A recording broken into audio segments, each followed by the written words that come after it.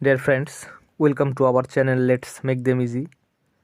আলোচনা করছি masters final ইয়ারের সিলেবাসভুক্ত মডার্ন পোয়েট্রির বিখ্যাত একটা কবিতা ল্যাপিস লাজুলি নিয়ে, রিটেন বাই ডব্লিউ.বি. ইয়েটস অর্থাৎ William Butler Yeats. Lapis lazuli এই কবিতার মাধ্যমে পোয়েট বোঝাতে চান ক্রাইসিস বা সংকটকালীন সময়ে আর্ট অথবা ফাইন আর্ট এগুলো ইউজফুল, মানে খুবই প্রয়োজনীয়, এগুলো ইউজলেস নয়। সংকট বা যুদ্ধকালীন সময়ে আর্ট হতে পারে প্রেরণার উৎস, সোর্স অফ ইন্সপাইরেশন। আর্ট বলতে এখানে মিউজিক হতে পারে বা কোনো পিকচার হতে পারে বা কোনো সিনারি হতে পারে।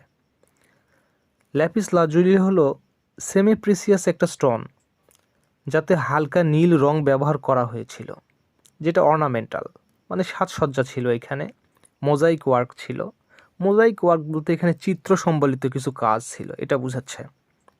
এই স্টোনটা হ্যারি ক্লিপ্টন নামের একজন জেন্টলম্যান কবির 17তম জন্মদিনে তাকে গিফট করেছিল, যেখানে অঙ্কিত ছিল যে দুইজন চাইনিজ ম্যান একজন সার্ভেন্টকে ফলো করছে এবং তারা পাহাড়ের উপরে উঠে যাচ্ছে। সার্ভেন্টটা একটা মিউজিক্যাল ইনস্ট্রুমেন্ট বহন করছে। এছাড়াও সেখানে চিত্রের পাশে ফাটল ছিল বা ধূসর রঙের কিছু লাইন ছিল, যেটা দেখে কবি মিন করেছেন যে এখানে একসময় স্ট্রিম বা ঝর্ণা ছিল, জলের অস্তিত্ব ছিল। ফার্স্ট ওয়ার্ল্ড ওয়ারের সময় ইউরোপের লোকজন ভীষণভাবে ভীত ছিল বা আতঙ্কিত ছিল। এর কারণ সেখানে বিমান হামলা বা বম্বিং ছিল একটা নিত্যকার চিত্র। এটা সবসময় লেগেই থাকতো, তাই মানুষের মনে একটা আতঙ্ক কাজ করত। সে সময় ফিল করত লোকজন যে ফাইন আর্টে ক্রাইসিসের সময় কী কাজে লাগতে পারে। এটা ভ্যালুলেস, একেবারে মূল্যহীন।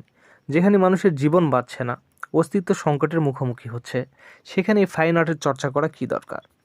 কিন্তু কবির মতে একটা যুদ্ধ বন্ধ করতে, সেন্টিমেন্ট তৈরি করতে অথবা যুদ্ধের ইন্সপাইরেশন জোগাতে, প্রেরণা জোগাতে ফাইন আর্ট খুবই গুরুত্বপূর্ণ ভূমিকা পালন করে।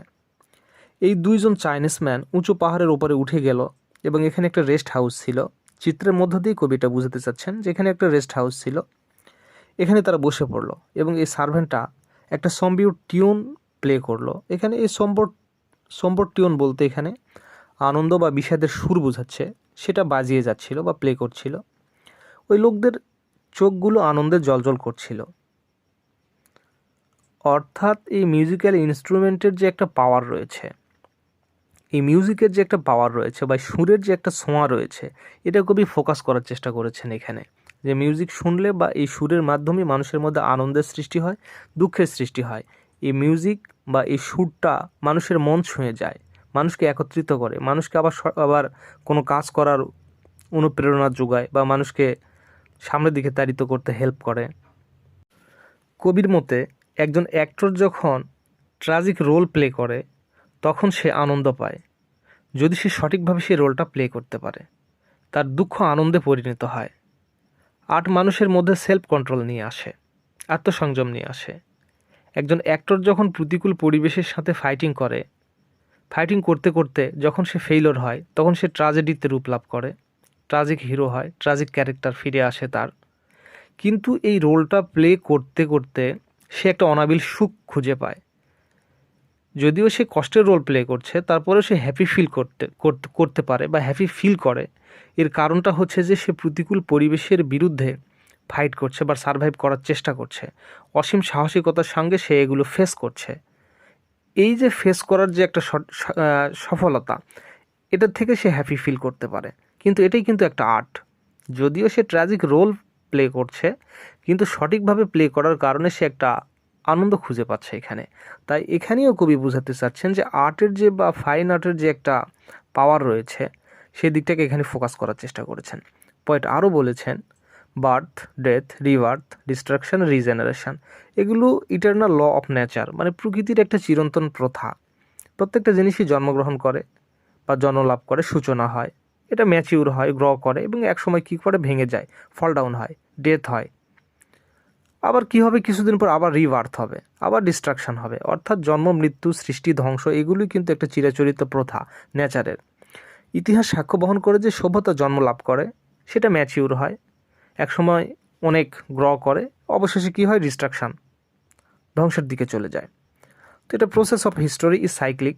কবি বলছেন তো process of history is cyclic. ইতিহাসের এই পর্যায়টা বা সভ্যতার এই ক্রমবিকাশ বা ক্রমবিবর্তন এটাও সাইক্লিক প্রসেস, চক্রায়ন আকারে ঘরে। অর্থাৎ যেখান থেকে শুরু করেছিল ঠিক সেখানেই আসে।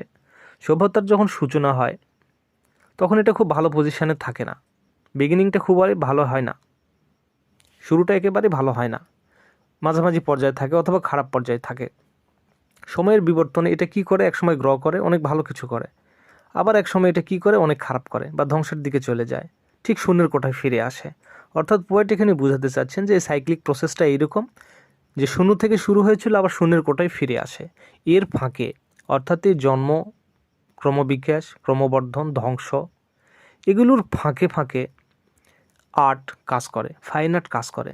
ফাইন আর্ট মানুষের মনকে জাগায়, মানুষকে একত্রিত করতে পারে, বা আর্টের যে একটা প্রভাব রয়েছে, ধ্বংস সৃষ্টির মাঝে যে আর্টের একটা প্রভাব রয়েছে, এই জিনিসটাই কবি এখানে ফোকাস করার চেষ্টা করেছেন। আই হোপ বুঝতে পেরেছেন। ধন্যবাদ সবাইকে সাথে থাকার জন্য।